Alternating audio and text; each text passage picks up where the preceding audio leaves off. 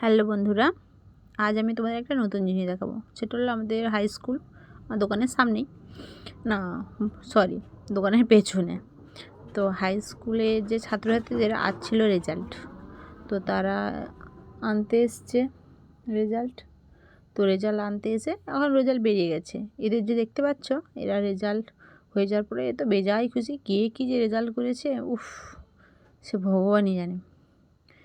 তো যতজনকে জিজ্ঞাসা করছি, কেউ এসে বলছে যে আমি 2টো ডি পেয়েছি, কেউ বলছে 3টে, কেউ বলছে একদম পাইনি। কিন্তু প্রায় যাদের জিজ্ঞাসা করেছি সবাই কম বেশি পেয়েছে। তো এই তো পড়ার হাল। আগে তো জানো পাস ফেল ছিল, তো এখন তো সরকার প্রায় 8 পর্যন্ত বলতে পারো সেই রকম একটা গুরুত্ব নেই পাস ফেলের। সরকার থেকেই নির্দেশিকা আছে। আর আমাদের সময় ছিল তবু পাস ফেল ছিল আমাদের সময়, তবে এত সংখ্যক না এখনকার মতন। তো আমাদের রেজাল্টের সময় আমরা তো খুব ভয় থাকতাম সারাদিন, কী হবে কী হবে কী হবে। কিন্তু এদের যে দেখতে পাচ্ছ, নিশ্চিন্তেই আছে এরা, খুব ভালো রেজাল্ট করছে।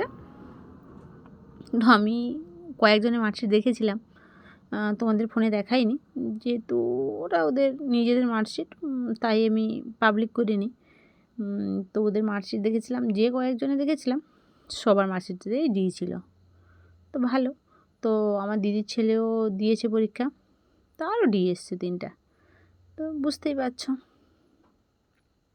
আর এদের যে দেখছ, এরা এরা নতুন ক্লাসে উঠলো, নতুন বই, নতুন খাতা, নতুন পেন, সব কিছু নতুন।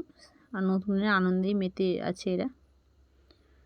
তো নিত্য নতুন ক্লাসে ওঠা, নতুন নতুন বই হাতে নেওয়া, খাতা পেন হাতে নেওয়া, আমাদেরও এক্সাইটেড ছিলাম।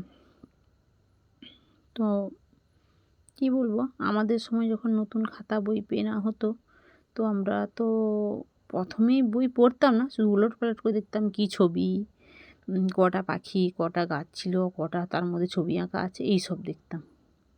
পরে পড়া হবে। তো আমাদের সময় যেটা হতো, এখন কেন বা তার বিকল্প হবে, তারাও বাচ্চা, আমরা ওই সময়টা কাটিয়ে এসেছি একদিন। তবে আমাদের সময় বাবা মারা যেটুকু হাতে টাকা দিত, তাতে এত কিছু ভরপাই হতো না। এখনকার ছেলে মেয়েরা তো বুঝতেই পারছো, প্রত্যেক ঘরেরই ব্যাপার। আমার বাচ্চা তো এই ক্লাস জাস্ট 2-এ পড়ে, এবছর 3-এ উঠবে। তো কি বলবো, ওর আবার 10 টাকা 15 টাকা ছাড়া হয় না। কিন্তু আমি 5 টাকাই দিব বললে মুখটা মুড়ে নেয়, মুখ মুড়ে মুড়ে নেয়। তো তার হয় না 5 টাকাতে, ওই 10-15 লাগে। তাহলে এদের কি 10 বলো?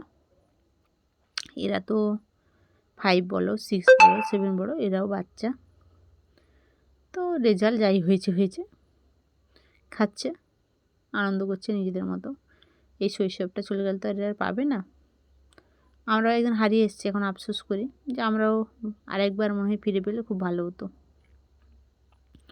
এই দেখো বাচ্চাগুলো কি সুন্দর।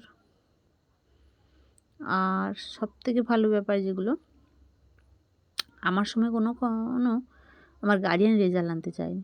হ্যাঁ, রেজাল্ট একবার আনতে গেছিলো আমার বাবা, যখন আমি মাধ্যমিক দিয়েছিলাম। যেদিন আমার ফাইনাল রেজাল্ট বেরোচ্ছিলো সেই দিনই গেছিলো। তো বাবা গিয়ে তো অফিস ঘরে স্যারের কাছে বসে আছে রেজাল্টের জন্য। বাবা বসেছিল ফার্স্ট গার্ল মেয়ের সঙ্গে, আমাদের ক্লাসের ফার্স্ট গার্ল। তো বুঝতেই পারছো, তো ফার্স্ট গার্ল মেয়ের সঙ্গে আমার বাবা বসে রেজাল্ট নিচ্ছে। মানে আমার বাবা, ওরা খুব ভালো ফ্রেন্ড ছিল, কথা বলছিল। তখন আমার বাবা ওই স্কুলের মেম্বারও ছিল।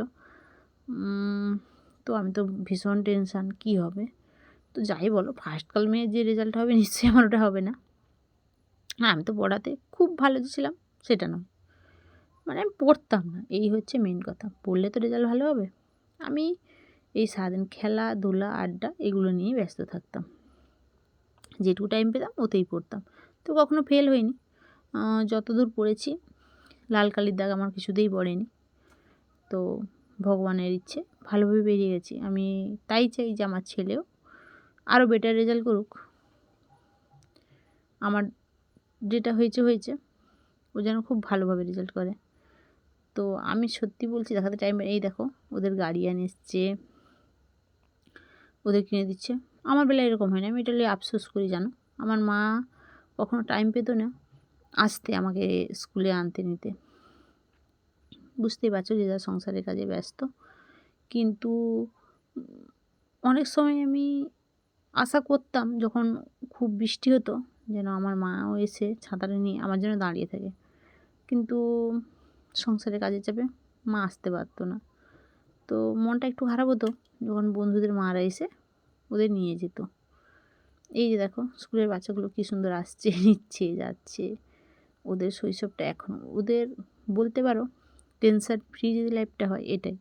ওদের এখন শুধু টেনশন একটাই, পড়াশোনার, আর কিছুই নয়।